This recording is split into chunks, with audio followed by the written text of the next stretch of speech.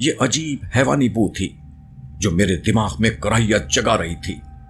अपने जिस्म का पूरा जोर लगाकर मैंने उन कातिल हाथों को अपनी गर्दन से दूर हटा दिया। अपने मद्दे मुकाबिल को छूने से जहां एक कराहियत आमेज खौफ का एहसास हुआ था, वहां थोड़ा सा, बहुत थोड़ा सा इत्मीनान भी महसूस हुआ था। इत्मीनान इस बात का था कि कुछ भी है, मेरा मद्दे मुकाबिल गोश्त पोस्ट का जिस्म रखता है, वो कोई गैर मरई चीज नहीं है। मैंने पूरी कुव्वत सर्फ करके मद्दे मुकाबिल की दोनों कलाइयों को ऊपर उठा दिया था। अब मेरी कोशिश थी कि उसके जिस्म को अपने ऊपर से उछाल दूं। मैं लड़ाई भिड़ाई में अनाड़ी नहीं था और जिस्मानी ताकत में भी औसत से कुछ ज्यादा ही था। लड़कपन, नौजवानी और जवान साली में कई बार इस किस्म की सूरत हाल से पाला पड़ा था और मुझे कभी खुद से मायूसी नहीं हुई थी।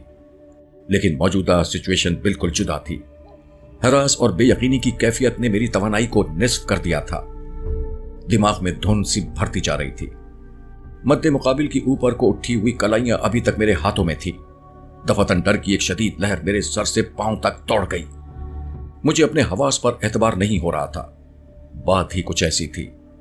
दो और हाथ मेरी गर्दन की तरफ रेंग रहे थे। एक लहजे में मुझे इजराइल के परों की फड़फड़ाहट सुनाई देने लगी। मैं अपने हरीफ के दो जायद हाथों को फरामोश कर चुका था। मुझे लगा जैसे मैं जागती आंखों से डरावना ख्वाब देख रहा हूं। खौफ और बौखलाहट के आलम में मैंने पहले हाथ छोड़ दिए और दूसरे पकड़ लिए। लेकिन असल सूरत हाल यह थी कि अब किसी हाथ पर मेरी गिरफ्त नहीं रही थी।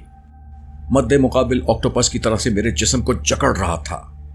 दो हाथ मेरी कमर को गिरफ्त में लिए हुए थे और दो हाथ जो निस्बतन कम ताकतवर महसूस होते थे मेरी गर्दन में पेवस्त हो रहे थे। वो इंसान नुमा जानवर वहशियाना आवाजें निकाल रहा था। मेरी आंखों के सामने तारीकी फैलने लगी। सुना और पढ़ा था कि जो लोग दम घुटने से हलाक होते हैं उन्हें बड़ी अजियत उठानी पड़ती है। आज क़यामत के इन लम्हात में उसका अमली तजुर्बा हो रहा था। हवा मेरे फेफड़ों से बिछड़ गई थी और मुझे अंदाजा हो रहा था कि मेरी आंखें हलकों से उबल रही हैं।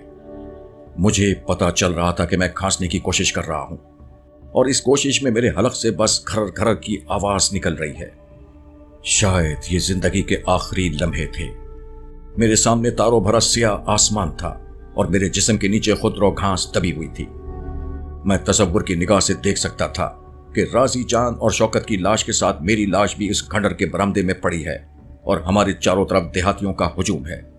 सूरज की रौब पहली किरणें इस खंडर पर पड़ रही हैं और इस उजाले में हमारी मौत का हर हर मंजर वाजे हो रहा है। डूबते जहन के साथ मैं पूरी तरह महसूस कर रहा था कि मद्दे मुकाबिल मुझ पर पूरी तरह हावी हो चुका है और अब इस तारीक रात के बतन में मेरे बचने की कोई सूरत नहीं है। अचानक जहन में उमड़ती हुई बेकरार तारीकी के दरमियान एक जुगनू सा चमका। मुझे याद आया कि मेरी पतलून की जेब में एक छोटा चाकू मौजूद है। उस जेबी चाकू से मैं और एएसआई नजीर आज दोपहर माल्टे छीलते रहे थे और धूप में बैठे खाते रहे थे। अगर मेरा हाथ किसी तरह उस चाकू तक पहुंच जाता तो जिंदगी बचने का वसीला पैदा हो सकता था। मुझे उस जिंदगी बख्श चाकू की सख्ती अपने दाएं रान पर महसूस हो रही थी। आम हालात में मैंने अपना हाथ उस चाकू तक पहुंचाना होता तो इसके लिए 2-3 सेकंड्स दरकार होते, लेकिन अब चाकू और हाथ के दरमियान सदियों का फासला महसूस होता था। मैंने मद्दे मुकाबिल की एक कोनी पर से अपनी बेकार सी गिरफ्त खत्म की और हाथ को जेब की तरफ बढ़ा दिया। डूबते जहन और खत्म होते हवास के दौरान ये मेरी आखिरी कोशिश थी। वो मेरी जिंदगी की नाकाबिले फरामोश घड़ियां थीं। एक जान तोड़ कोशिश के साथ मैंने अपनी जेब तक हाथ पहुंचा दिया। चाकू जेब से बाहर आया। मैंने रही सही कुव्वत जमा करके एक हाथ से उसका फल खोला, फिर जमीन पर टिकाकर फल सीधा किया। उसके बाद का अमल जैसे बेहोशी में ही मुकम्मल हुआ।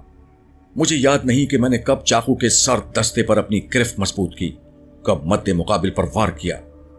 उस अंधे वार के नतीजे में मेरी गर्दन पर कातिल के हाथों की गिरफ्त जरा नर्म महसूस हुई।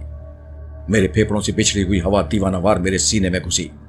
उस हवा ने मुर्दा होते जिस्म में फिर से जिंदगी की लहर दौड़ाई। मुझे अपने हाथों पैरों में तवानाई महसूस हुई। इससे पहले कि यह तवानाई फिर से नातवानी में बदलती, मैंने पूरी कुव्वत से सर की टक्कर मद्दे मुकाबिल के हैबतनाक चेहरे पर मारी। गालिबन उसे मुझसे इस हरकत की तवक्को हरगिज़ नहीं थी। एक लम्हे के लिए वो चकरा सा गया। ये मोहलत मेरे लिए काफी थी। मैंने एक अंधाधुंध झटके से करवट बदली और उसे अपने नीचे कर लिया। टॉर्च की रोशनी उसके चेहरे की एक जानिब को रोशन कर गई। बालों भरे चेहरे का मंजर दिल हिला देने वाला था। इससे पहले कि मैं उस हैबतनाक शख्स पर अपनी गिरफ्त मजबूत करता, उसके मुंह से एक चिंगाड़ निकली और उसने मुझे तिनके की तरह हवा में उछाल दिया। हम दोनों साथ साथ उठे वो अपने चारों बाजू लहराता हुआ एक ऑक्टोपस की तरह मेरी जानिब पड़ा। उसके झपट में जस्त का सा अंदाज था। मैंने तेजी से अपनी जगह छोड़ दी और उसकी पुश्त पर लात रसीद की। वो लड़खड़ाया, उसे ठोकर लगी और वो घूमकर चारों शाने चित गिरा। उसके जिस्म का फैलाव उसकी कामत से कहीं ज्यादा था। मुझे हरगिज़ यकीन नहीं था कि मैं उसे यूं गिरा सकूंगा। अपने वार की कामयाबी पर मुझे खुद हैरत भी हुई थी। बहरहाल मैंने उसके ऊपर चढ़ने की कोशिश नहीं की। उसका कुर्ब मुझे अब भी बेहद खौफजदा कर रहा था। उसकी पुरस्कार हैयत, उसकी बेपनाह ताकत, उसका वहशियाना अंदाज, ये सब कुछ जानलेवा साबित हो सकता था। मैंने शौकत के रिवॉल्वर की तलाश में चारों तरफ निगाह दौड़ाई। टॉर्च की मध्यम रोशनी में मुझे रिवॉल्वर का दस्ता नजर आया। यह रिवॉल्वर मुर्दा राजी जान के करीब पड़ा था। मैंने चंद लम्हे के लिए अपने मद्दे मुकाबिल को नजरअंदाज करते हुए रिवॉल्वर की तरफ निगाह दौड़ाई। हद्दुल इम्कान तेजी से रिवॉल्वर को हाथ में लेते हुए मुड़ा, लेकिन मद्दे मुकाबिल अपनी जगह मौजूद नहीं था। वो मुझसे कमोबेश 15-20 कदम के फासले पर था। वो बेहद ताकतवर होने के बावजूद किसी छलावी की तरह तेज रफ्तार था। मेरा रिवॉल्वर सीधा करते करते उसने 2 लंबी छलांगे लगाई और गहरी तारीकी में ओझल हो गया। मेरी उंगली ने ट्रिगर पर हरकत की। रिवॉल्वर ने यगे बाद दीगरे धमाकों से कई शोले उगले, लेकिन तमाम फायर बेकार गए। मैंने भागकर शिकस्ता दीवार की दूसरी जानिब देखा। वहां अब कोई नहीं था। वो खूनी दरिंदा एक बार फिर खंडर की तीरगी में गुम हो चुका था। बल्कि मेरा अंदाजा था कि वो खंडर से ही बिल्कुल निकल गया है। खंडर से आगे गन्ने की ऊंची फसल का सिलसिला शुरू हो जाता था। फसल से आगे जंतर की घनी झाड़ियां थीं। छुपने के लिए वो इलाका बहुत मुनासिब था। फायरिंग से होने वाले धमाके सन्नाटे का सीना चीरकर दूर तक गए थे। आवारा कुत्तों का शोर सुनाई देने लगा था। इसके साथ साथ हमारे घोड़े भी हिनहिनाना शुरू हो गए थे, हालांकि वो काफी फासले पर बंधे थे। मैं चंद लम्हे साकित व जामिद अपनी जगह खड़ा रहा। फिर शौकत का जायजा लिया। उसकी सांसें चल रही थीं। वो जिंदा था, ताहम शदीद जख्मी नजर आता था। उसकी नाक से खून की लकीर बहकर गर्दन तक आ गई थी। शौकत, शौकत! मैंने इस तरारी हालत में उसे झंझोड़ा। इसके सिवा कोई रास्ता नहीं था कि मैं उसे कंधे पर उठा लूं और गांव की तरफ रवाना हो जाऊं। शौकत को तहसील अस्पताल तक पहुंचाने और फिर वापस बागपुर आते आते सुबह हो गई। शौकत के सर पर गहरी चोट आई थी और एक कंधा भी उतर गया था। जिस्म पर और भी छोटी बड़ी ज़रबात थीं। यह सब कुछ अजीबुल खलकत शख्स के फकत एक धक्के से हुआ था। इससे उस शख्स की बेपनाह जिस्मानी ताकत और हैवानी फितरत का अंदाजा लगाया जा सकता था। उसका हौलनाक सरापा अभी तक मेरी निगाहों में घूम रहा था और वो सारा वाकया मुझे एक डरावना ख्वाब महसूस हो रहा था। बागपुर में वापस आते ही एएसआई नजीर और मैं सीधे चौधरी अरबाब की हवेली में पहुंचे। चौधरी के कारिंदे ने हमें बैठक में बिठाया और खुद चौधरी को बुलाने के लिए चला गया। कारिंदा गुमसुम सा दिखाई दे रहा था। तकरीबन 15 मिनट बाद चौधरी का बेटा आलमगीर आंखें मलता हुआ बैठक में पहुंच गया। न जाने क्यों मुझे लगा कि वो जागने की एक्टिंग कर रहा है, वरना वो रात भर सोया ही नहीं है, या सोया है तो बहुत थोड़ी देर के लिए। क्या बात है चौधरी साहब, क्या बात है? आपको तो जरा जल्दी उठने की आदत है, एएसआई नजीर ने पूछा। बस यूं ही रात को सोते सोते जरा देर हो गई। दावत थी ना, आलमगीर ने आम से लहजे में कहा। फिर मेरी तरफ तिरछी नजरों से देखते हुए बोला, खैर तो है असलम साहब, आप सवेरे सवेरे कैसे आ गए? मैंने गंभीर लहजे में कहा, छोटे चौधरी, कल रात तुम्हारे साथ शिकारी राजी जान भी था? आलमगीर के चेहरे पर रंग सा आकर गुजर गया। उसने खुद को संभलते हुए पूछा, अब क्या हुआ राजी जान को? आलमगीर ने अपने लहजे में हैरत जमा करने की कोशिश की थी। तयशुदा प्रोग्राम के मुताबिक एएसआई नजीर ने सख्त लहजे में कहा, राजी जान को रात किसी ने कत्ल कर दिया है। आलमगीर ने एक बार फिर हैरान हो जाने की जबरदस्त अदाकारी की और होंठों पर जबान फेरते हुए बोला, ये कैसी बातें कर रहे हो तुम? हम दोनों खामोश रहे। हम दोनों को खामोश देखकर आलमगीर ने पूछा, ये कैसे हो सकता है? वो कल रात हमारे साथ तो था, बिल्कुल ठीक ठाक। नजीर ने उसकी बात को यकसर नजरअंदाज करते हुए कहा, छोटे चौधरी साहब, कल रात आप कहां थे? आलमगीर के माथे पर नागवारी की शिकन उभरी। वो जरा गर्दन अकड़ा कर बोला, मैंने कहां होना होता है, दावत के बाद हम सोने के लिए चले गए थे। और राजी जान? नजीर ने पूछा। राजी जान भी वापस चला गया था। अब्बा जी ने उसे कहा भी था कि अकेले ना जाओ या फिर सुबह चले जाना, लेकिन वो नहीं माना। उसके पास राइफल थी, वैसे भी वो दिलेर बंदा है। लेकिन क्या वो वाकई? उसने बात अधूरी छोड़ दी। मेरा जी चाहा कि इस फरेबी के मुंह पर एक थप्पड़ रसीद कर दूं। कल रात मैंने और शौकत ने अपने कानों से खंडर में आलमगीर और राजी जान की आवाजें सुनी थी। ऐसी सूरत हाल को देखकर अंदाजा होता था कि कभी कभी पुलिस मुजरिमों से मारपीट करने में हक बजानिब भी होती है। मुजरिम के ज़ाहिरी रवैये से कुछ भी अंदाजा लगाना नामुमकिन हो जाता है। अगर मैं कल रात के वाक़े का चशमदीद गवाह ना होता तो यहां इस हवेली में इस आंखें मिलते चौधरी को देखकर कभी ना कह सकता कि वो जुर्म में पूरी तरह शरीक है। मैंने अपनी जैकेट की जेब में हाथ डालकर एक डब्बीदार मफलर निकाला और आलमगीर के सामने लहराते हुए कहा, छोटे चौधरी, मेरा ख्याल है कि यह तुम्हारा ही मफलर है। यह हमें राजी की लाश के पास से मिला है। मैंने देखा कि आलमगीर के चेहरे पर एक तारीक साया लहरा गया। वो हकलाकर बोला, ये क्या कह रहे हैं आप लोग?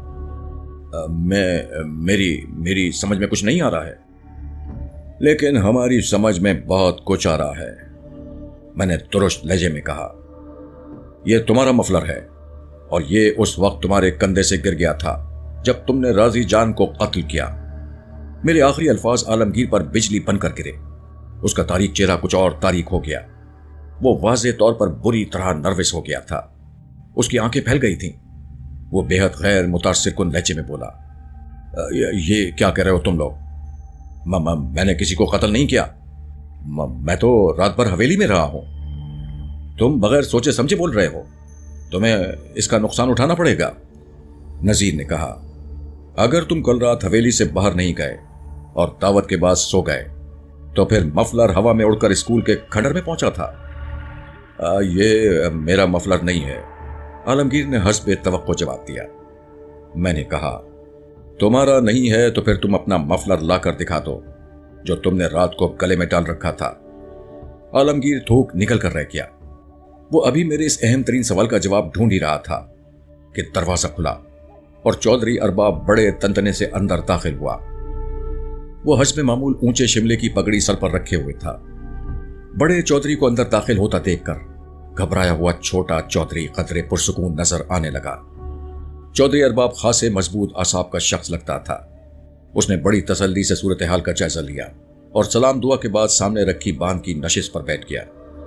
यूं लगता था कि शायद वो दरवाजे के अकब से हमारी गुफ्तगू सुनता रहा है और बेटे के हवास बाख्ता हो जाने का मंजर भी उसने मुलाहिजा किया है। क्या मसला हो गया है नजीर? उसने एएसआई नजीर को यूं मुखातिब किया जैसे छोटे बच्चों को किया जाता है। मेरे इशारे पर एएसआई नजीर ने वो सारी बातें कह दी जो अभी थोड़ी देर पहले आलमगीर के सामने कही थी और यह भी बता दिया कि मफलर उसने खुद मौका वारदात से उठाया है। नजीर की सारी बातें तसल्ली से सुनने के बाद चौधरी अरबाब ने भारी भरकम आवाज में कहा, लेकिन मुझे यह सब कुछ बताने के लिए इंस्पेक्टर शौकत खुद क्यों नहीं आया? तुम दोनों को क्यों भेज दिया है? इंस्पेक्टर साहब गांव में नहीं है, वो किसी काम से गए हुए हैं। मुझे ठीक से पता नहीं है, नजीर ने गोलमोल जवाब दिया। चौधरी के तासुरात से अंदाजा हो रहा था कि उसे नजीर की बात पर यकीन नहीं आया। बहरहाल उसने इस बारे में मजीद बहस मुनासिब नहीं समझी। उसकी निगाहें नजीर के हाथ में पकड़े हुए डब्बीदार मफलर पर जमी थीं। वो मुतब्बिराना लहजे में बोला, तो तुम दोनों इस मफलर की वजह से आलमगीर को मुजरिम ठहरा रहे हो? लहजे में तंज और शिकवा नुमाया था। मैं और नजीर खामोश रहे।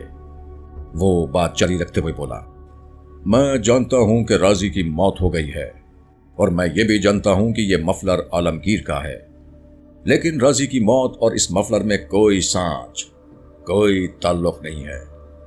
मैंने कहा, चौधरी साहब, यह हम भी जानते हैं कि इस कत्ल के सिलसिले में अभी कुछ यकीन से नहीं कहा जा सकता।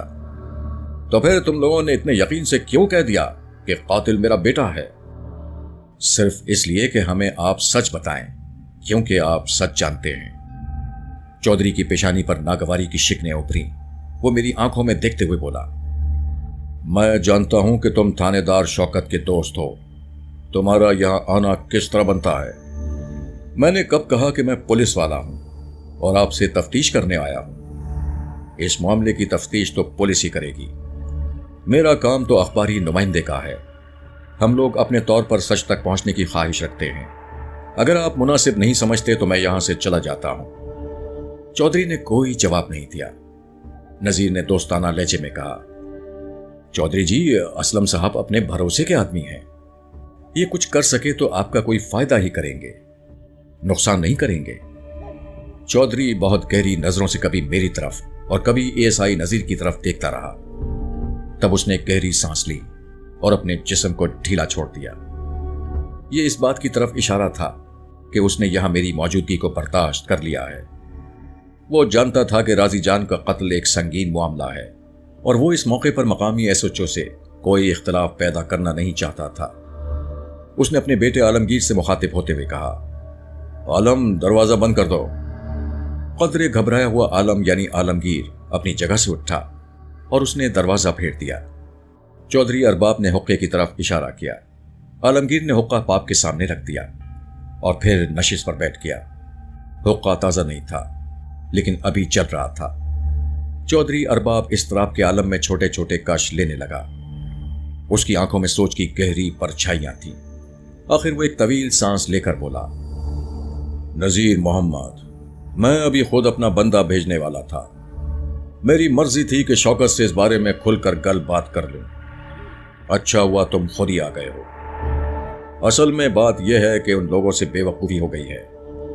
मैंने उनसे कहा भी था कि यह काम खतरनाक है। आप किन लोगों की बात कर रहे हैं? मैंने पूछा। मैं तहसीलदार साहब के अंग्रेज दोस्तों की बात कर रहा हूं। यह आलम के साथ पागल हो रहा था। मैंने उन सब से कहा था कि खामखा अपनी जान खतरे में ना डालें, पर यहां मानता कौन है? गर्म खून है। सियानों की बात को वाहियात मजाक समझते हैं। नजीर ने कहा, चौधरी साहब, आप कुछ खुलकर बताएं, हमारी कुछ तो समझ में आए। चौधरी ने हुक्का गुड़गुड़ाया और बोला, पिछले कुछ दिनों से जो बात बागपुर में हो रही है उसका तुम्हें भी पता है। ना पुलिस कुछ कर सकी है, ना किसी दूजे के हाथ कोई खोज लगा है। खोजी भी अभी तक बस टकरे ही मार रहे हैं। वो क्या नाम है उसका? जाका। हाँ, उसके दिमाग में ये बात घुसी हुई थी कि कत्ल करने वाले का पता चलाना है, चाहे कुछ भी हो जाए। मैंने समझाया भी कि भाई ये पुलिस का काम है और वो अपना काम कर रही है, लेकिन जाकब और उसका छोटा भाई मुसलसल अपनी टांग अड़ाते रहे। कल रात मेरे मना करने पर जाकब बाज नहीं आया और उन सबको लेकर स्कूल के खंडर की तरफ निकल गया। दरअसल मेरे मज़ारे अनवर मसीह ने यह इत्तला दी थी कि उसने शाम के बाद खंडर में कोई शय हिलती हुई देखी है। लगता था कोई बंदा वहां छुपा हुआ है। ये जाकब फौरन तैयार हो गया। कहने लगा, मैं खंडर में जाकर देखूंगा। उसके दोनों साथी और वो मेम साहब भी तैयार हो गई।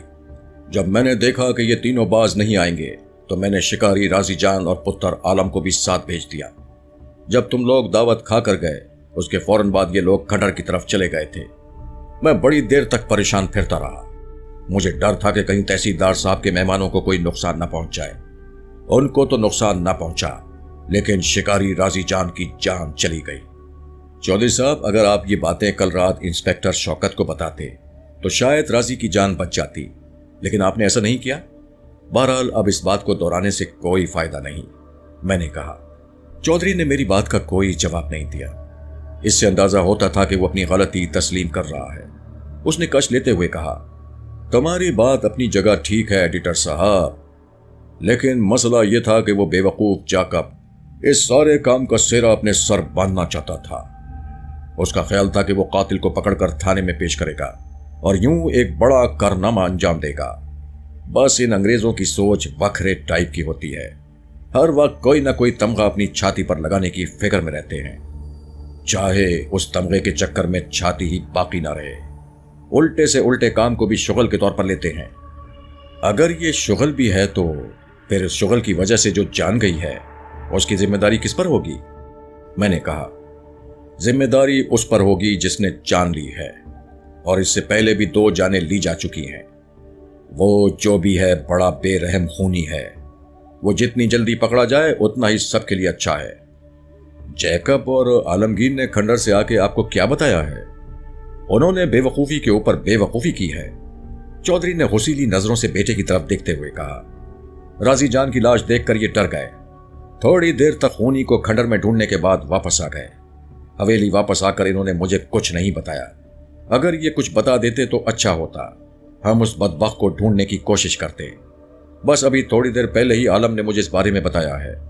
मैंने आलमगीर से मुखातिब होते हुए कहा, छोटे चौधरी साहब, तुम तो मौके पर मौजूद थे, तुमने सब कुछ आंखों से देखा है, क्या तुम बताना पसंद करोगे कि क्या हुआ था? आलमगीर ने पहले बाप की तरफ देखा, फिर खंकारते हुए बोला, हम आगे थे, राजी जान 15-20 कदम पीछे था। अचानक खरखराने की आवाज आई, हम भागे हुए वापस आए। राजी घास पर पड़ा था और उसकी गर्दन टूटी हुई थी।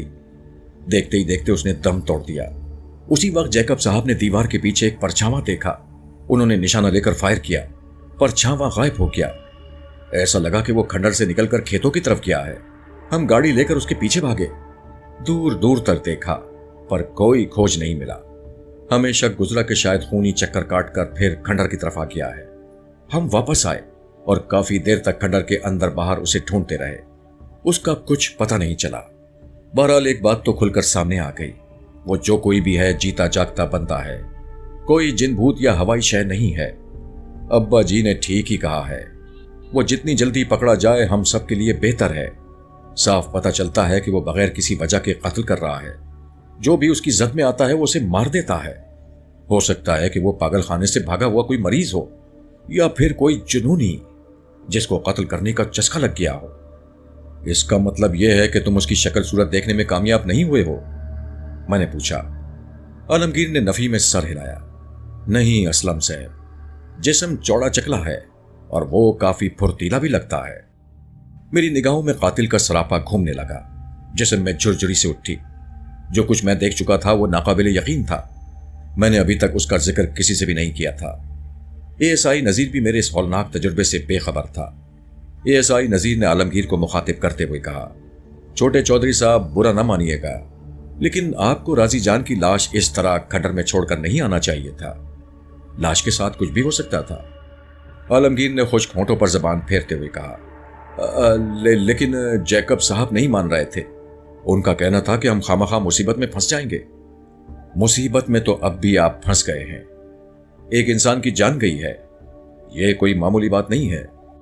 चौधरी अरबाब ने दोस्ताना लहजे में कहा, देखो असलम साहब, मैंने तुम दोनों को सब कुछ साफ साफ बता दिया है। इंस्पेक्टर शौकत आता है तो उसे भी सारी बात खोलकर बता दूंगा। अब इस मामले को किस तरह संभालना है ये तुम लोग सोचो। जहां तक राजी जान की बात है, मैंने उससे कुछ भी नहीं छुपाया था। मैंने साफ उसे बता दिया था कि ये गोरे साहब रात के वक्त खंडर की तरफ जाकर खतरनाक काम कर रहे हैं। वहां कुछ भी हो सकता है। वो जाना चाहता है तो चला जाए, वरना कोई और चला जाएगा। राजी जान अपनी खुशी से गोरों के साथ गया था। उसका ख्याल था कि अगर गोरों को अपने काम में कामयाबी हुई तो वो खुश होकर उसे भारी इनाम व इकराम देंगे। मैंने कहा, चौधरी साहब, हम आपकी बात को जुटलाने का सोच भी नहीं सकते, लेकिन इस मामले में अभी कई उलझनें मौजूद हैं। कहीं ऐसा तो नहीं कि आपके ये अंग्रेज मेहमान आपसे भी कुछ छुपा रहे हों? नहीं नहीं एडिटर साहब, चौधरी अरबाब ने जल्दी से कहा, मैं उन मेहमानों के बारे में अपनी तरफ से हर तरह की जमानत दे सकता हूं। तुम्हें उनके बारे में फिक्रमंद होने की जरूरत नहीं। हमारे कुछ कहने से पहले ही चौधरी अरबाब उठकर अंदर गया और थोड़ी देर में जैकब और इस्मत को लेकर आ गया। उनके पीछे हार्डी भी था। हार्डी अपने नाम ही की तरह सख्तगीर और बेमुरव्वत नजर आता था। कल रात सिलोविया और उसके दरमियान जो गुफ्तगू हुई थी वो एक बार फिर मेरे जहन में ताजा हो गई। सिलोविया एक नर्म और नाजुक और मुहज्जब लड़की नजर आती थी। हार्डी सूरत ही से घाघ और करख था। उन दोनों का जोड़ किसी तरह मुनासिब नहीं था, लेकिन अंदाजा होता था कि हार्डी जबरदस्ती ये जोड़ा बनाने पर तुला हुआ है। हार्डी की थोड़ी पर गहरा नील नजर आ रहा था। इसी तरह जैकब की पेशानी पर भी चोट का निशान था और सूजन दिखाई दे रही थी। यकीनन उन चोटों का ताल्लुक कल रात की भागदौड़ से ही रहा होगा। तीनों अंग्रेज दोस्तों के चेहरे लटके हुए थे और वो कदरे दबे दबे दिखाई देते थे। चौधरी अरबाब अली ने एक बार फिर मेरा और नजीर का तारुफ कराया और बोला, ये अपने इंस्पेक्टर शौकत के सजन हैं, इसलिए अपने भी सजन हैं। इनसे कोई पर्दा शर्ता नहीं। कल रात जो कुछ भी हुआ है वो आप खुलकर इनको बता दो। ये कोई चंगा मशवरा ही देंगे। चौधरी ने गुलाबी उर्दू बोली थी। बहरहाल बात का मफहूम जैकब की समझ में आ गया था। उसे पता था कि मैं अंग्रेजी समझ सकता हूं। उसने कल रात पेश आने वाले सारे वाकयात की तफसील अंग्रेजी में बता दी। اس کا بیان اور عالمگیر کا بیان تقریباً ایک جیسا تھا۔ میں اور نذیر خاموشی سے سنتے رہے۔ میں نے درمیان میں ایک دو سوالات بھی کیے۔ جیکب نے کم و بیش تمام واقعات درست بتائے تھے۔ جیکب اور عالمگیر کو معلوم نہیں تھا کہ میں کل رات ان واقعات کا چشمدید گواہ رہا ہوں۔ جیکب نے صرف ایک چیز کا اضافہ کیا۔ اس نے کہا، میں قاتل کا چہرہ تو نہیں دیکھ سکا، لیکن میں نے اس کا حیولہ کافی غریب سے دیکھا۔ وہ غیر معمولی طور پر چوڑا چکلا ہے۔ اس کی لمبائی دیکھتے ہوئے اس کی چوڑائی کا یقین کرنا مشکل ہوتا ہے۔ یوں لگتا ہے کہ ہم نے ایک چوکور جاندار کو دیکھا ہے۔ محسوس ہوا کہ کھنڈر میں پائے جانے والے شخص کا حلیہ بیان کرتے ہوئے جیکب مبالغے سے کام لے رہا ہے۔ یہ بھی ممکن تھا کہ ایسا خوف کی وجہ سے ہو رہا ہو۔ مجھے یاد آیا کہ اس سے پہلے بھی چشمدید گواہ قاتل کے مختلف حلیے بیان کرتے رہے ہیں۔ مقتول بشیرے کی بیوی زبیدہ نے بتایا تھا کہ قاتل کے 4 بازو ہیں اور یوں لگتا ہے کہ اس کی ٹانگیں بھی 2 سے زیادہ ہیں۔ شوکت کے مخبر چاند نے بھی حملہ آور کے حلیے کو مزید پراسرار اور ہولناک بنا کر پیش کیا تھا۔ چاند کے مطابق حملہ آور کی حرکات و سکنات انسان سے زیادہ درندے کے قریب تھیں۔ اسے اس کے سر پر سینگ نما چیزیں بھی نظر آئی تھیں۔ کچھ لوگ حملہ آور کا سر عام آدمی کے سر سے دگنا بتاتے تھے اور کچھ اسے مٹکے کے برابر قرار دیتے تھے۔ افواہیں پھیلانے والوں نے اس کے سر پر باقاعدہ 2 سینگ بھی اگا دیے تھے اور اس کی آنکھوں میں پتلیوں کی جگہ انگارے فٹ کر دیے تھے۔ اس عجیب الخلقت شخص کے بارے میں اب تک جو آخری اطلاع بہم پہنچی تھی وہ مزار طفیل محمد کے حوالے سے تھی۔ طفیل نے بتایا تھا کہ اس نے جو حیولہ دیکھا اس کی گردن نہیں تھی، لگتا تھا کہ کندھوں کے اوپر ہی بہت بڑا سر رکھا ہوا ہے۔ بعد میں طفیل اپنے بیان سے انکاری ہو گیا تھا اور اس نے تسلیم کیا تھا کہ وہ چاند کے پیچھے کسی حیولے کو نہیں دیکھ سکا۔ بہرحال اب یہ سارے بیانات میرے لیے بے معنی تھے۔ میں کل رات اس عجیب الخلقت شخص کو اپنے روبرو دیکھ چکا تھا اور اس سے 2 ہاتھ بھی کر چکا تھا۔ وہ میرے لیے کوئی غیر مرئی شے نہیں رہی تھی، گوشت پوست کا زندہ انسان بن گیا تھا۔ اس حوالے سے میں نے اب تک جو سوچ بچار کی تھی اس کا نتیجہ کچھ یوں تھا۔ باغپور پر جو آفت نازل ہوئی تھی اس کا تعلق کسی غیر مرئی شے سے نہیں تھا اور نہ ہی کسی خوفناک درندے سے تھا۔ یہ ایک انسان تھا۔ آج سے 10، 15 یا 20 سال قبل کسی عورت نے ایک عجیب الخلقت بچے کو جنم دیا تھا۔ ایسے بچے یا تو پیدائش کے چند گھنٹے بعد جاں بحق ہو جاتے ہیں یا انہیں تلف کر دیا جاتا ہے۔ گھروں میں دائیاں یہ کام کرتی ہیں اور ہسپتالوں میں بعض اوقات یہی کام طبی عملہ کر گزرتا ہے، لیکن کبھی کبھی ایسا نہیں بھی ہوتا۔ یہ عجیب الوضع بچے زندہ رہتے ہیں۔ یہ بھی ایک ایسا ہی بچہ تھا۔ اس نے جنم لیا تھا اور اپنے تمام تر انوکھے پن کے ساتھ زندہ رہا تھا۔ شاید والدین کی محبت اس کی زندگی کا جواز بن گئی تھی۔ جو کچھ بھی ہوا تھا اور جیسے بھی ہوا تھا، بہرحال ایک حقیقت اب واضح تھی۔ ماضی کا وہ کریہ المنظر بچہ اب ایک نہایت طاقتور اور خطرناک شخص کا روپ دھار چکا تھا۔ یہاں باغپور میں اس کے ہاتھوں کئی افراد اپنی جان گنوا چکے تھے، کئی زخمی بھی ہوئے تھے۔ میرا یار شوکت بھی ان میں شامل تھا۔ جیکب کی آواز نے مجھے چونکا دیا۔ وہ کہہ رہا تھا، کل رات سے میرا دماغ گھوم رہا ہے۔ مجھے لگتا ہے کہ میں نے جاگتی آنکھوں سے ایک ڈراؤنا خواب دیکھا ہے۔ یہ عصمت تو ابھی واپس لوٹ جانے کو کہہ رہا ہے۔ اس کا خیال وہی ہے جو یہاں گاؤں کے دوسرے لوگوں کا ہے۔ یہ کیتھولک ہے، آصیب اور اروا وغیرہ پر پختہ یقین رکھتا ہے۔ اس کا کہنا ہے کہ کھنڈر میں آصیب ہے۔ ہم نے کھنڈر میں گھس کر صورتحال مزید ابتر کر دی ہے۔ اب مزید خون خرابہ ہو سکتا ہے۔ اور تمہارا اپنا کیا خیال ہے جیکب؟ میں نے براہ راست اس کی آنکھوں میں جھانکتے ہوئے کہا۔ کیا مطلب؟ جیکب کے ماتھے پر شکن ابھری۔ پتہ نہیں کیوں مجھے اس سفید چمڑی والے پر غصہ آنے لگا تھا۔ میں نے ٹھہرے ہوئے لہجے میں کہا، مسٹر جیکب، تم تحصیلدار صاحب کے مہمان ہو، اس لیے میرے لیے بھی قابل عزت ہو، لیکن اس کا مطلب یہ نہیں کہ تم یہاں اپنی من مانیاں کرو۔ شاید تم یہ سمجھتے ہو کہ مقامی لوگ عقل سے بالکل فارغ ہیں۔ تو تم کہنا کیا چاہتے ہو؟ جیکب نے کہا۔ رات والے واقعے کے بعد وہ کافی دبا دبا نظر آتا تھا۔ ظاہر ہے کہ راضی کا قتل کوئی معمولی واقعہ نہیں تھا۔ میں نے کہا، گستاخی کے لیے معذرت چاہتا ہوں مسٹر جیکب، لیکن کل رات دعوت کے موقع پر بھی تم مجھے اور انسپیکٹر کو یہی سمجھانے کی کوشش کر رہے تھے کہ قتل کی وارداتوں کا یہ سارا معاملہ پراسرار اور عاصبی ہے۔ اس معاملے کی چھان پھٹک کرنے سے جان کا خطرہ لاحق ہو سکتا ہے۔ مجھے اس وقت یہی محسوس ہوا تھا کہ ہم تمہاری نظر میں نادان بچوں کی طرح ہیں اور تم ہمیں ڈرانے کی کوشش کر رہے ہو۔ گستاخی معاف۔ ٹھیک ہے کہ آپ لوگ زیادہ تعلیم یافتہ اور ماڈرن ہیں، لیکن یہاں بھی سارے لوگ نکمے اور جاہل نہیں ہیں. حقیقت اور وہم میں تمیز کرنے والے ہمارے اندر بھی پائے جاتے ہیں، اور ان میں سے کچھ لوگوں کو آپ لوگوں کی طرح بال کی کھال اتارنا بھی آتی ہے. تم خامخواہ جذباتی ہو رہے ہو مسٹر اسلم. سچی بات یہ ہے کہ فی الحال ہم میں سے کوئی بھی یقین کے ساتھ کچھ نہیں کہہ سکتا کہ حملہ آور کون ہے. ابھی تک اسے کسی نے نہیں دیکھا، اور جنہوں نے دیکھا ہے وہ مر چکے ہیں. میں نے گہری سانس لیتے ہوئے کہا، میں نے اسے دیکھا ہے. کیا مطلب؟ جیکب اور ہارڈی نے ایک ساتھ کہا. دونوں کا منہ کھلا رہ گیا تھا. ہاں، میں نے اسے دیکھ لیا ہے. کل رات کھنڈر میں مجھ سے اور شوکت سے اس کی ملاقات ہوئی ہے. اسی ملاقات کے نتیجے میں شوکت یہاں موجود نہیں ہے. وہ زخمی ہو کر تحصیل ہسپتال میں پڑا ہے. میں یہ باتیں اردو میں کر رہا تھا تاکہ انگریزوں کے ساتھ چودھری ارباب اور عالمگیر بھی سمجھ سکیں. چودھری ارباب کے چہرے پر شدید حیرت نظر آنے لگی تھی. اس نے کہا، کیا ہوا ہے شوکت کے ساتھ؟ تو مجھے کھل کر بتاتے کیوں نہیں ہو؟ میں نے کل رات پیش آنے والے واقعے میں سے چیدہ چیدہ باتیں چودھری ارباب کو بتائیں. چودھری یہ جان کر ششدر رہ گیا کہ میں نے کھنڈر میں پائی جانے والی اس مخلوق سے دو ہاتھ کیے ہیں اور اسے بالکل قریب سے دیکھا ہے. تینوں انگریز بھی اس حیرت میں برابر کے شریک تھے. وہ مجھ سے بار بار حملہ آور کا حلیہ پوچھ رہے تھے اور اس بارے میں زیادہ سے زیادہ تفصیل جاننا چاہتے تھے. میں جو کچھ بتا رہا تھا وہ محمد نذیر کے لیے بھی انکشاف انگیز تھا.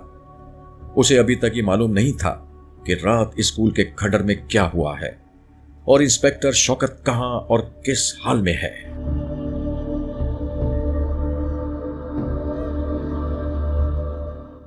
چند روز پہلے جب بشیرے کی بیوہ زبیدہ نے حملہ آور کا حلیہ بیان کیا تھا تو بہت کم لوگوں نے اس کی باتوں پر یقین کیا تھا، لیکن پھر یکے بعد دیگرے کئی افراد کی زبان سے اس سے ملتی جلتی باتیں ہی نکلی تھیں، اور اب میں خود بھی حملہ آور کے حلیے کا چشمدید گواہ بن گیا تھا.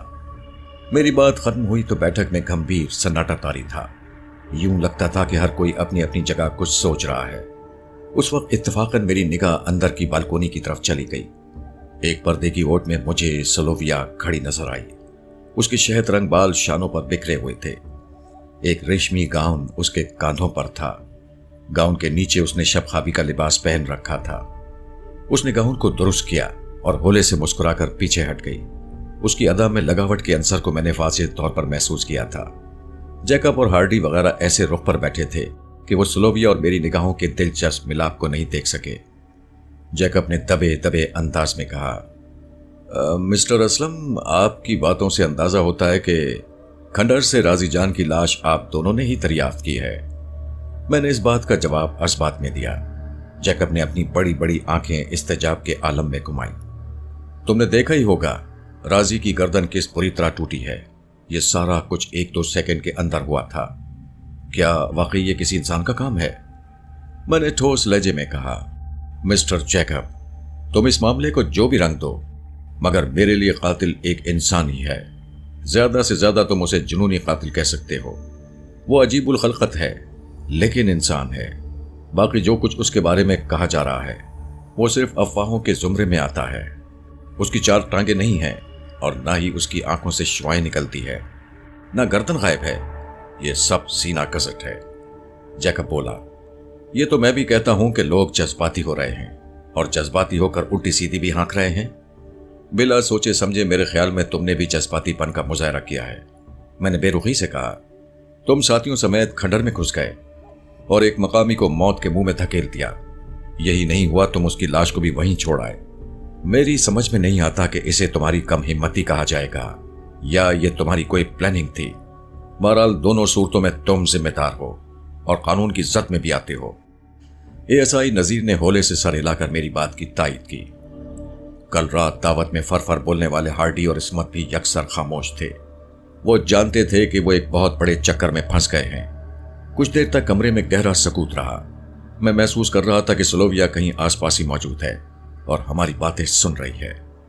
تھوڑی دیر کے بعد چودھری ارباب نے گلا کھنکار کر صاف کیا اور خاموشی کو توڑتے ہوئے بولا، باؤ اسلم، جو کچھ بھی ہو گیا ہے اب اسے دہرانے سے کوئی فائدہ نہیں ہے.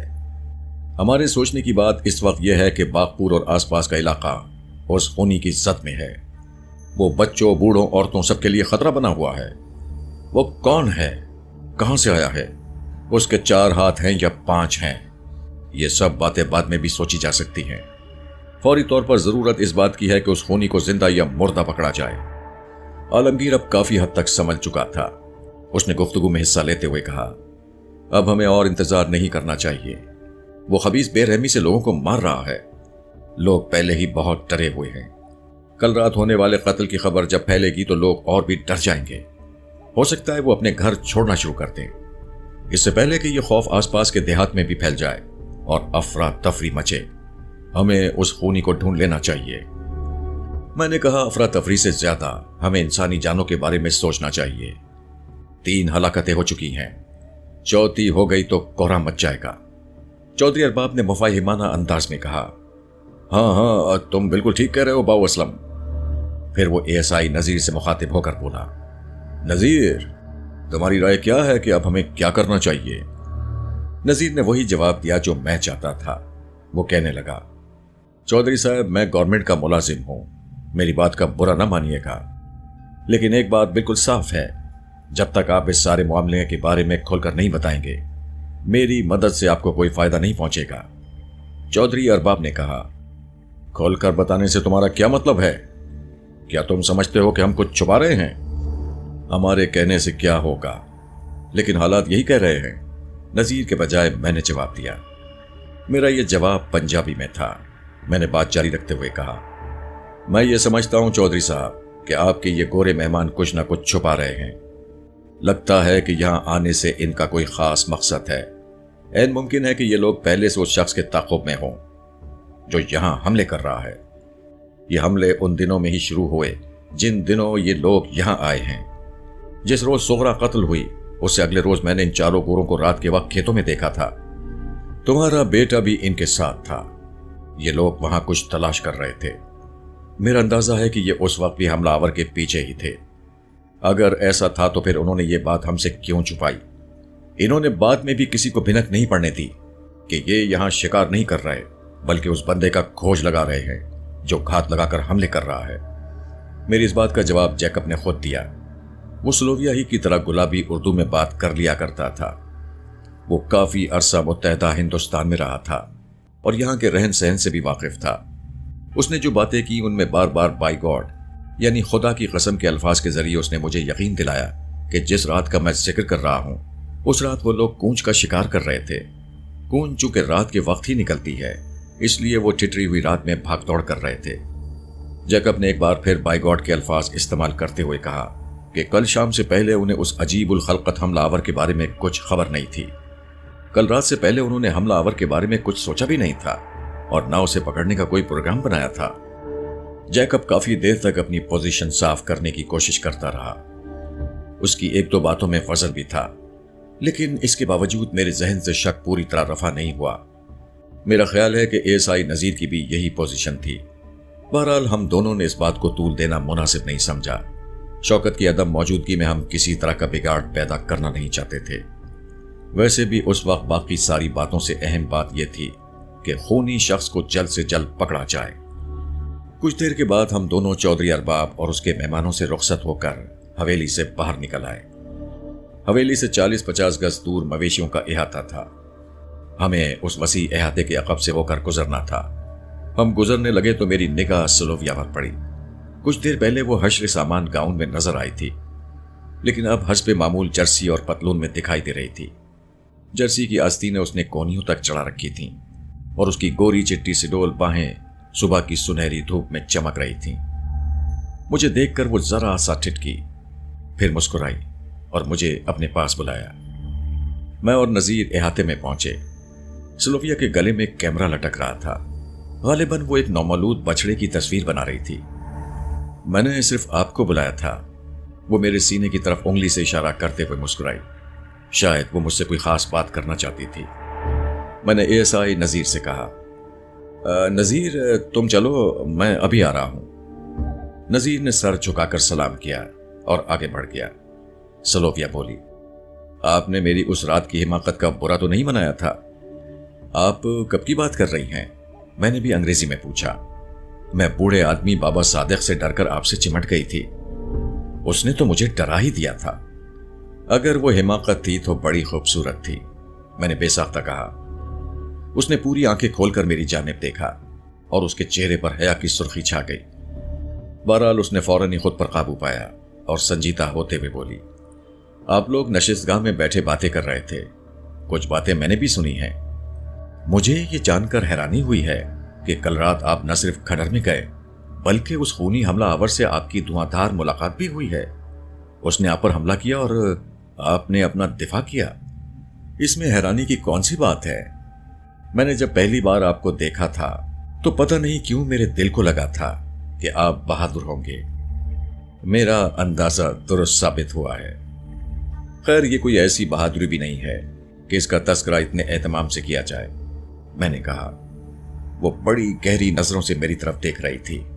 फिर कहने लगी, न जाने मुझे क्यों लग रहा है कि कल रात आपके खंडर में जाने के पीछे कोई खास वजह थी। आप क्या कहना चाहती हैं? कहीं ऐसा तो नहीं कि आप हमारा पीछा करते हुए खंडर तक पहुंचे हों? जिस वक्त हम लोग घबराकर खंडर से वापस आ रहे थे, आप कहीं छुपकर हमें देख रहे होंगे। बाद में आप खुद खंडर में घुस गए होंगे। वहां आपने शिकारी की लाश देख ली और फिर हमलावर से आपकी मुठभेड़ भी हो गई।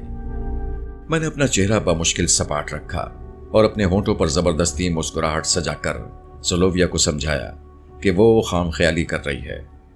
अंदर से मैं हैरान रह गया था और सोलोविया की मामला फहमी का मोतरफ हो गया था। उसने कल रात के हवाले से ठीक ठाक क़याफ़ा लगाया था। मैंने कहा, क्या आपने कोई खास बात कहने के लिए बुलाया है?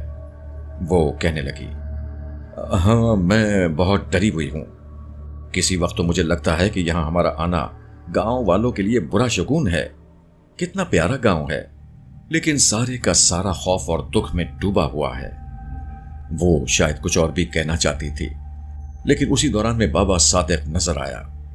उसका सुर्ख व सफेद चेहरा हमेशा की तरह खिला हुआ था। वो भूरे रंग की एक सेहतमंद भैंस को हाँकता हुआ आ रहा था। सोलोविया को देखकर 100 साला बाबे की बाछें कुछ और भी खिल गई।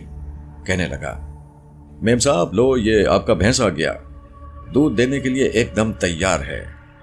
आप अपने हाथ से दूध ढोने का शौक पूरा कर सकती हैं। बाबे सादिक ने भैंस सोलोविया के बिल्कुल सामने लाकर खड़ी की। फिर सोलोविया के कंधे पर दबाव डालकर उसे भैंस के पास बिठा दिया। सोलोविया घबरा रही थी और अपना हाथ पीछे को खींच रही थी। बाबा सादिक अपने पोपले मुंह के साथ हंसा और कहने लगा, अरे कुछ नहीं होता मेम साहब, जरा सा दबाओ, देखना दूध की धार निकलेगी। उसके चेहरे पर अजीब सी चमक थी। शायद यह खुशी की चमक थी। हालांकि यह मौका खुशी का नहीं था। बागपुर में चारों तरफ अंदेशों के साए थे और इसरारियत की झाड़ियों में खौफ के सांप रेंग रहे थे। अभी 8-10 घंटे पहले स्कूल के खंडर में सोलोविया की आंखों के सामने राजी जान का कत्ल हो चुका था और उसके कुछ देर बाद मेरी आंखों के सामने शौकत बुरी तरह घायल हो चुका था।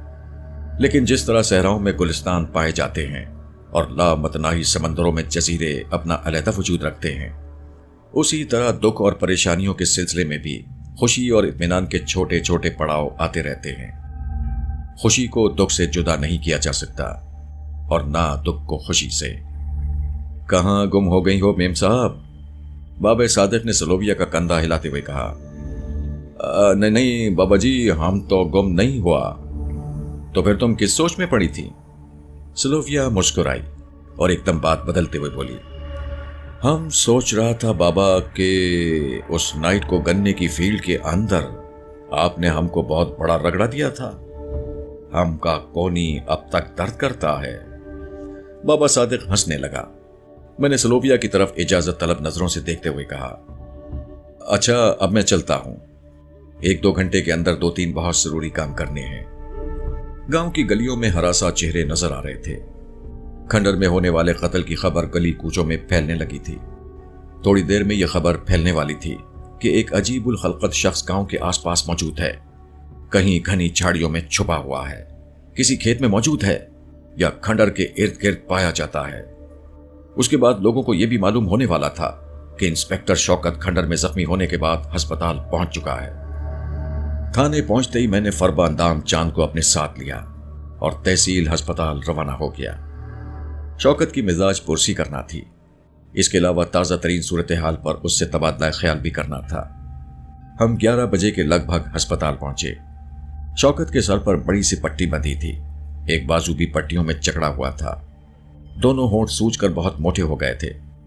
मेरी तरह शौकत ने भी अजीब उल खलकत शख्स को बहुत करीब से देखा था और उसकी जबरदस्त हैवानी कुव्वत का मुशाहिदा किया था।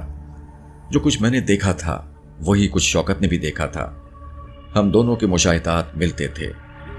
शौकत ने बताया कि हैवान नुमा शख्स की गिरफ्त में आने के बाद उसके नथनों से एक नामानूस बू टकराई और फिर वो उड़ता हुआ सा दीवार से जा टकराया। उसके बाद उसे कुछ होश न रहा। सीनियर डॉक्टर ने शौकत को बताया था कि अभी उसे कम से कम 2 दिन मजीद अस्पताल में रहने की जरूरत है। मौजूदा हालात के बारे में मेरे और शौकत के दरमियान तफसीली गुफ्तगू हुई। दर हकीकत में यहां आया तो सैरो सयाहत के लिए था, लेकिन अब पूरी तरह इस अनोखे केस में इन्वॉल्व हो चुका था। एक जर्नलिस्ट की हैसियत से इस अजीब व गरीब मामले की तह तक पहुंचना अब मेरे लिए बहुत ही अहम हो चुका था। मेरे यहां पहुंचने से पहले स्कूल के खंडर में खोजी बाप बेटा ने भी अपनी कार्रवाई मुकम्मल कर ली थी। खोजियों के मुताबिक यहां भी उस चौड़े चकले पांव के निशानात मौजूद थे जो इससे पहले बदनसीब बशीरे की लाश के आसपास गए थे, और बाद में चांद वाले वाक़े में भी फैज मोहम्मद के मवेशियों के करीब देखे गए थे। अब ये बात बिल्कुल वाज़ेह हो जाती थी कि बागपुर में पेश आने वाले ये सारे वाक़यात एक ही सिलसिले की कड़ियां हैं, और इन वाक़यात में अजीबुल खलकत शख्स तसलसल से मौजूद था। वो हैवानी ताकत और जुनूनी अंदाज से खून बहा रहा है और अपने सामने आने वाले हर शख्स पर जानलेवा हमला कर रहा है। मैंने शौकत से उसकी राय पूछी। वो कहने लगा, ये बात तो खारिज अज इम्कान है कि वो सोच समझ कर कत्ल कर रहा है। उसने 3 बंदों को मारा है, जबकि एक यानी चांद बाल बाल बचा है। पहले कत्ल होने वाले दोनों अफराद यानी बशीरे और सोहरा के दरमियान तो कोई ना कोई ताल्लुक मौजूद था। सोचा जा सकता है कि अपने रास्ते को साफ करने के लिए जुबैदा और सल्लू ने उन दोनों को मारने की साजिश की हो, लेकिन चांद पर हमला और फिर शिकारी राजी जान का कत्ल बिल्कुल अलग मामले हैं। इन वाकयात का जायजा लेने से अंदाजा होता है कि कातिल की हैसियत एक खूनी दरिंदे के सिवा कुछ नहीं। वो उन लोगों में से है जो सिर्फ अपनी अंदरूनी वहशत की तस्कीन के लिए खून रेजी करते हैं। हवलदार फिदा हुसैन भी हमारे साथ था। वो अभी तक अपने उस मौका पर कायम था कि इन वाकयात का ताल्लुक भूत परीत की कारस्तानियों से है। कहने लगा, जनाब, कई दफा ऐसा भी होता है कि हवाई चीजें खून खराबा करने के लिए दूसरे लोगों के अंदर घुस जाती हैं। कहीं ऐसा तो नहीं है कि जो अजीब व गरीब शक्ल का बंदा है उसके अंदर भी कुछ घुसा हुआ हो? सच्चे साईं जी फरमाया करते थे, तुम्हारी सुई एक ही जगह अटकी रहती है, इसलिए तुम चुप ही रहो तो बेहतर है। शौकत ने उसकी बात काटते हुए कहा। मैंने कहा, हो सकता है कि यह शख्स कहीं से भागा हुआ हो और अब आम लोगों से छुपता फिर रहा हो। इस सूरत में यह भूख से तंग आकर भी लोगों पर हमले कर सकता है। अगर उसकी हरकतें इंसानों से ज्यादा दरिंदों से मिलती जुलती हैं तो फिर यकीनी बात है कि उसकी आदतें भी दरिंदों जैसी रही होंगी। दरिंदों के बारे में तय है कि वो पहले पहल भूख से तंग आकर ही इंसानों पर हमले करते हैं, बाद में उन्हें आदत पड़ जाती है। तुम्हारा मतलब है कि वो गोश्तखोर हो सकता है? लेकिन अगर ऐसा है तो फिर हमें सारी की सारी लाशें सलामत क्यों मिलती? मेरा ये मतलब नहीं है, मैंने वजाहत की। वैसे भी ये तसव्वुर अफसानवी सा लगता है कि कोई इंसान आदमखोरी करने लगे।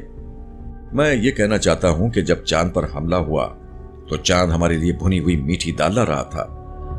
तुम जानते ही हो, जब यह दाल ताज़ा ताज़ा बनी होती है और उसकी खुशबू खासी तेज होती है, किसी वक्त यूं लगता है कि भुने हुए चनों की खुशबू है। जब चांद वो दाल लेकर वहां से गुजर रहा था, वो शख्स कब्रिस्तान की झाड़ियों में छुपा हुआ था। हो सकता है कि वो खुशबू की वजह से चांद पर झपट पड़ा हो।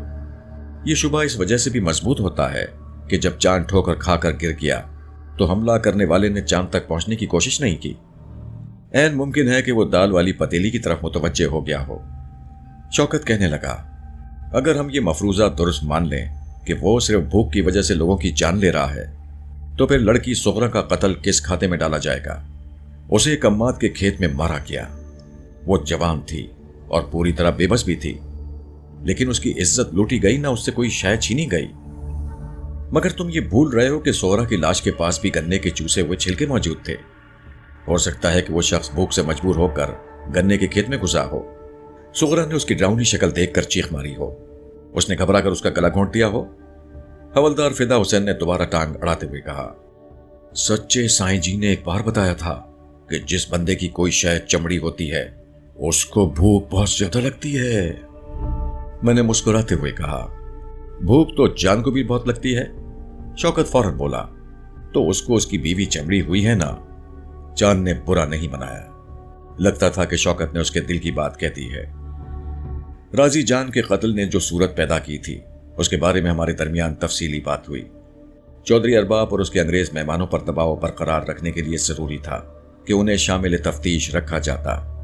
ताहम शौकत ने हवलदार फिदा हुसैन के जरिए एएसआई नजीर को यह हिदायत भेजी कि चौधरियों के साथ नरमी से बात की जाए और कोई ऐसा अमल ना हो जिससे चौधरियों के साथ ताल्लुक बिगड़ने का अंदेशा हो।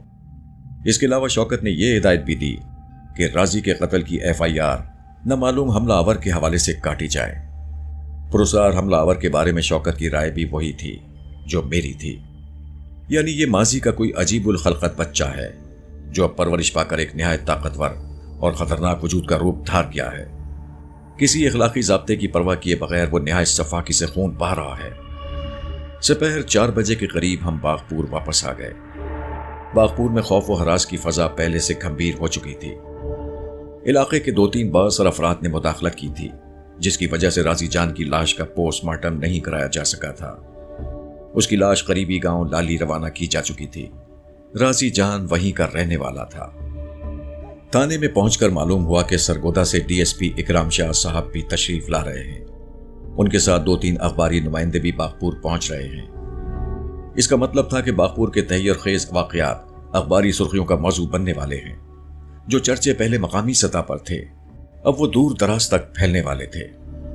DSP साहब का प्रोग्राम तब्दील हुआ और वो अगले रोज सुबह सवेरे गांव पहुंचे। राजी जान के लवाहिकीन होशियारी का मुजाहरा करते हुए उस वक्त तक राजी की आखिरी रसूमात अदा कर चुके थे। आला पुलिस अफसर और अखबारी नुमाइंदों की आमद के साथ ही हर तरफ हलचल महसूस हुई। गांव के लोग इस बात पर भी खौफजदा थे कि कहीं आला अफसर की आमद से उन पर कोई मुसीबत न टूट पड़े। उन दिनों देहात में तफ्तीश का तरीका बेहद सख्त बल्कि जालिमाना होता था, बल्कि दूर दराज देहात में अब भी ऐसा ही है। बिपरे हुए पुलिस एहलकार आ जाते हैं, देहातियों को पकड़कर तफ्तीश में बिठा लेते हैं। बिला तफरीक हर एक को छितर लगाए जाते हैं। बाज़ औक़ात सरेआम मार खाने वालों की तादाद 20 हो जाती है। इस तरह खौफ और हरास की फजा पैदा की जाती है और मुल्जिम को इक़बाल जुर्म पर मजबूर किया जाता है। खुद मेरा ताल्लुक भी चूंकि अखबार से था, इसलिए मैंने अखबारी नुमाइंदों को बआसानी संभाल लिया। मैंने उन्हें सीरियल किलिंग के चीदा चीदा वाक़यात बताए और मकामी पुलिस की तरफ से कातिल को पकड़ने के लिए भी जो कोशिशें की गई थीं उन्हें अच्छे तरीके से बयान किया। इन कोशिशों का इससे बड़ा सबूत और क्या हो सकता था कि इंस्पेक्टर शौकत जख्मी होकर अस्पताल में था। DSP के हुक्म पर जेर तफ्तीश अफराद को थाने बुलाया गया। जुबैदा और सल्लू खास तौर से बहुत परेशान थे। जुबैदा सियाह चादर में लिपटी थर थर कांप रही थी। बच्चा उसकी गोद में था। DSP साहब ने उससे चंद सवालात पूछे।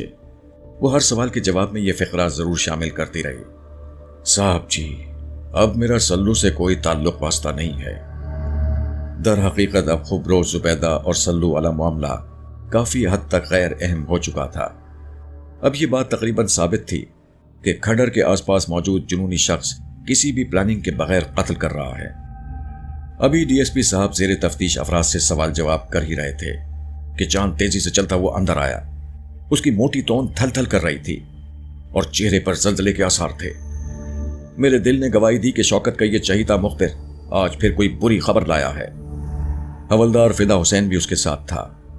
फिदा तो हर वक्त ही डरा हुआ नजर आता था, मगर आज कुछ और ज्यादा डरा हुआ था। मैंने दिल ही दिल में दुआ मांगी कि यह बुरी खबर किसी के मरने की ना हो, और अगर मरने वाले की है तो कम से कम कत्ल होने की ना हो। लगता है कि यह कबूलियत की घड़ी नहीं थी। मेरी दोनों दुआएं कबूल नहीं हुई। खबर मरने की थी, बल्कि कत्ल होने की थी। इस बार गांव के हर दिल अजीज कंपाउंडर रहमत की जान गई थी। रहमत का तस्करा मैंने इस रुदात के शुरू में किया है। वो बागपुर का वाहिद एलोपैथिक मालिश था। समाजी कामों में बढ़ चढ़कर हिस्सा लेता था।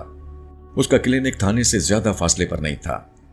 बागपुर से तकरीबन 2 कोस दूर एक छोटा सा अस्पताल भी मौजूद था, मगर रहमत के क्लिनिक की रौनक सदाबहार थी। आसपास के देहात से भी मरीज रहमत के पास आते थे। मैं और नजीर चांद का मुंह देखते रह गए। हमें यकीन नहीं आ रहा था कि रहमत मर गया है। जीता जागता हंसता खेलता शख्स जो बागपुर की रोजमर्रा जिंदगी का अहम जुज़्व था, अभी 3-4 दिन पहले वो मुझसे और शौकत से अपनी शादी की शिरकत की दरख्वास्त कर रहा था। उसकी पुरजोर ख्वाहिश थी कि मैं उसकी शादी में जरूर शिरकत करूं, लेकिन हम दोनों ने इनकार कर दिया था। चांद की इत्तला सुनने के बाद कई लम्हों तक मैं कुछ बोल नहीं सका। फिर हिम्मत जमा करके मैंने चांद से कहा, लेकिन उसकी तो शादी थी। सवाल बेमायने था, लेकिन मुझे कोई बात सूझ ही नहीं रही थी। हवलदार फिदा हुसैन ने हाथ की पुष्ट से अपनी भीगी हुई आंखें पोंछी और गुलोगीर आवाज में बोला, हाँ जनाब, वो रात ही अपनी दुल्हन को लेकर वापस पहुंचा था। इतना कहकर हवलदार फूट फूट कर रोने लगा। बात थी भी बड़े दुख की। एक खुशियों भरे घर में सफे मातम बिछ गई थी। एक मानूस और हर दिल अजीज चेहरा बागपुर की गली कूचों से हमेशा के लिए ओझल हो गया था।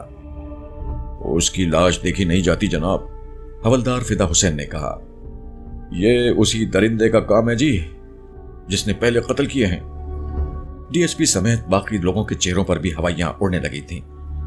हम तो खैर कई दिनों से इन पुरस्कार हालात के कर्ब का शिकार थे, लेकिन नए आने वालों को एकदम खौफ का सामना करना पड़ा था, इसलिए वो पीले पड़ गए थे। चौधरी अरबाब और उसके 2 अंग्रेज मेहमान भी उस वक्त थाने में मौजूद थे। उनके चेहरों पर भी इस ताजा खबर के बाद हवाइयां उड़ने लगी। एक अजीब सा खौफ था जो फजा में तैर रहा था और जिस्मों में सरैयत कर रहा था। डीएसपी की क़यादत में हम उस वक्त शादी वाले घर में पहुंचे। यहां कोहराम मचा हुआ था। रहमत के घर के अंदर और बाहर लोगों का हुजूम था। रहमत का क्लिनिक घर के अंदर ही वाक़ था। नेक रहमत की नागहानी मौत पर हर आंख अश्कबार थी। घर के अंदर से बैन की आवाजें आ रही थीं। लोग गमगीन तो थे ही, ताहम उनकी आंखों में गहरे खौफ की परछाइयां भी रख्सा थीं। मैंने नोट किया कि हुजूम में औरतें और बच्चे खाल खाल ही दिखाई देते थे। अक्सर लोग मुंह में कुछ बुदबुदाते और पढ़ते हुए नजर आते थे। इस सूरत हाल का सबब वो खौफ था जिसने पिछले चंद दिनों के अंदर इस इलाके को एक ऑक्टोपस की तरह जकड़ लिया था और अब गुजरने वाले हर दिन के साथ अपनी गिरफ्त मजबूत करता जा रहा था। ये हालात जिम्मेदार अफराद के लिए निहायत तकलीफ थे और परेशान कुन थे, और किसी हद तक मैं भी जिम्मेदार अफराद में शामिल हो चुका था। अखबारी रिपोर्टरों की आंखों में तजस्सुस की चमक थी। उनके कलम धड़ाधड़ अपनी नोटबुक्स पर चल रहे थे और एक न्यू फोटोग्राफर खटाखट तस्वीरें भी बनाता जा रहा था। उन लोगों के हाथ एक सनसनीखेज स्टोरी आ गई थी। हम घर के अंदर दाखिल हुए तो मकतूल रहमत की वालदा धाड़े मारती हुई एएसआई नजीर से लिपट गईं और बैन करने लगी। डीएसपी की मौजूदगी में वो बेचारी नजीर को ही बड़ा अफसर समझ रही थी। डीएसपी इकराम शाह ने आगे बढ़कर औरत को तसल्ली दी। रहमत की लाश एक सूतरी चारपाई पर रखी थी। लाश पर सफेद चादर डाल दी गई थी। डीएसपी ने चादर हटाई। मेरे तमाम खदशात हकीकत में बदल गए।